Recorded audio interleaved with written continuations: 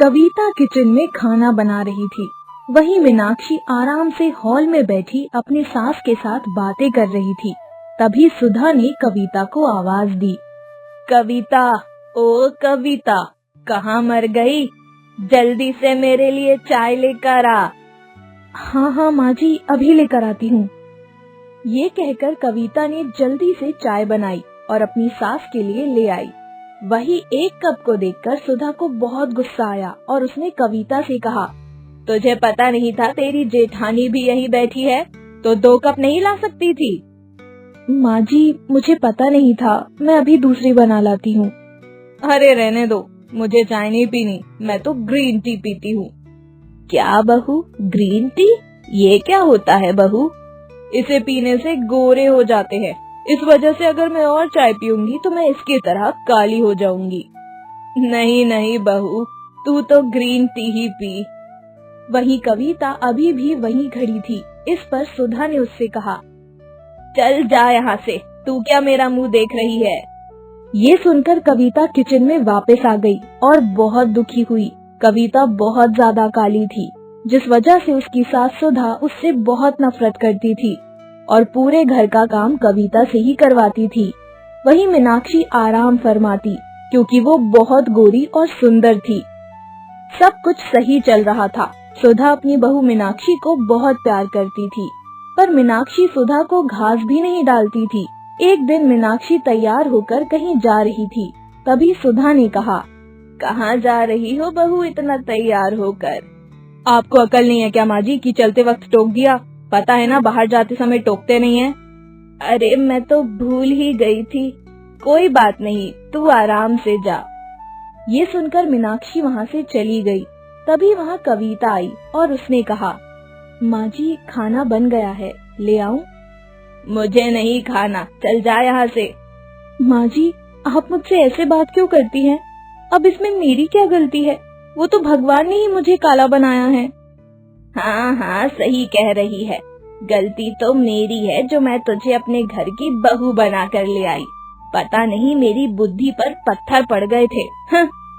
ये सुनकर कविता बहुत दुखी हुई और रोते हुए अपने कमरे में आ गई। हे भगवान, आपने मुझे इतना काला क्यों बनाया है? अगर मुझे भी थोड़ा गोरा बना दिया होता तो आज मेरी सास मुझे भी बहुत प्यार करती। समय के साथ मीनाक्षी अब ज्यादातर अपने दोस्तों के साथ पार्टियों में बाहर रहने लगी। वहीं अगर सुधा कुछ कहती तो वो उस पर चिल्ला देती थी। समय के साथ सुधा की तबीयत भी खराब रहने लगी।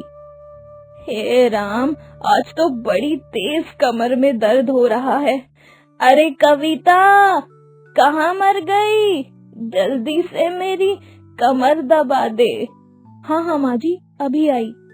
ये कहकर कविता ने सुधा की कमर दबाई। तभी खुद के पैरों में भी दर्द होने लगा। इस पर सुधा ने मीनाक्षी को आवाज मारते हुए कहा, अरे मीनाक्षी बहू, कहाँ है? जरा मेरे पैर दबा देना।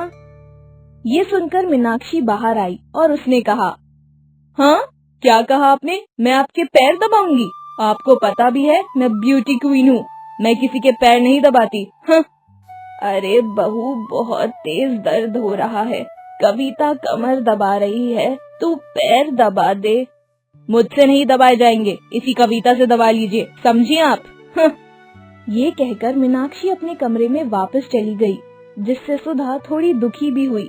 इस पर कविता ने कहा, लाइए माँ जी, मैं पैर भी दबा देती हूँ। इसके बाद कविता कमर और पैर दोनों दबाने लगती है, जिससे सुधा को आराम मिला। वहीं अब दिवाली आने वाली थी, जिस वजह से कविता घर की तैयारी में भी लगी हुई थी। दिवाली वाले दिन सुधा ने मीनाक्षी को अपने पास बुलाया और कहा, देखो मीनाक्षी, मैं तुम्हारे लिए ये साड़ी और एक सोने का सेट लाई हूँ। ये सुनकर मीनाक्षी बहुत खुश हुई। जब उसने सोने का सेट देखा तो वो बहुत भारी था। अरे वाह, ये तो बहुत ही सुंदर है। वैसे आप कविता के लिए क्या लाई हैं? अरे मैं उसके लिए कुछ नहीं लाई, उसे क्या देना। ये सुनकर मीनाक्षी काफी खुश हुई। वहीं कविता अपने कमरे से ये सब सुन रही थी, जिससे वो काफी दुखी हुई। शाम के समय मीनाक्षी की कुछ दोस्त घर पर आई, जिस पर मीनाक्षी ने कविता से कहा, अरे कविता, मेरी दोस्तों के लिए नाश्ता तो बना कर लाओ।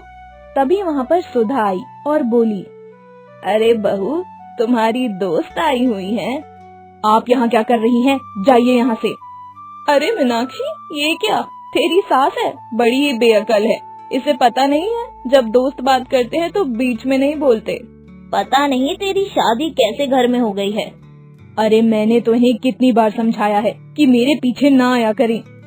अरे बहू, ये तुम क्या कह रही हो? मैं तेरी सास हूँ। हाँ हाँ, वो तो पता ही है, आजकल की सास बहुत ही खड़ूस होती हैं। वहीं ये सब कविता सुन रही थी और उससे रहा नहीं गया और उसने कहा, ये आप कैसे बात कर रही हैं मेरी माँ जी से? मेरी सास बहुत अच्छी है। आप लोगों को कोई हक नहीं है मेरी सास से इस तरह बात करने का। ये कौन है काली? जरूर तेरी देवरानी होगी। हाँ, मैं देवरानी हूँ। बताइए, आप क्या करेंगी? अरे मीनाक्षी, तेरी सास और देवरानी को तो बिल्कुल अक्ल नहीं है। ये सुनकर सुधा को बहुत गुस्सा आया और उसने कहा, बस बहुत हो गया, अभी तक मैंने बहुत सुन लिया।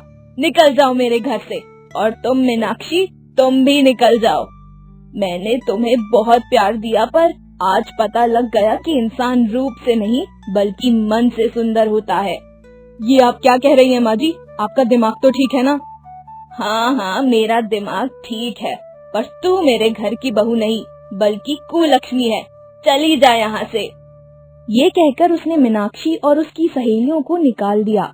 इस पर कविता ने कहा, माँ जी, ये आप क्या कर रही हैं? आज दिवाली है।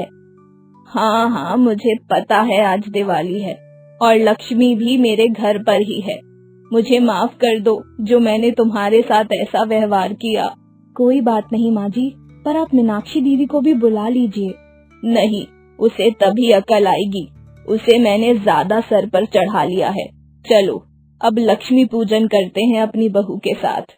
इसके बाद सुधा ने अपनी काली बहू कविता के साथ लक्ष्मी पूजन किया और अब वो बहुत खुश थी, क्योंकि उसे पता लग गया था कि काला गोरा होना कुछ नहीं होता है, बस मन सुंदर होना चाहिए।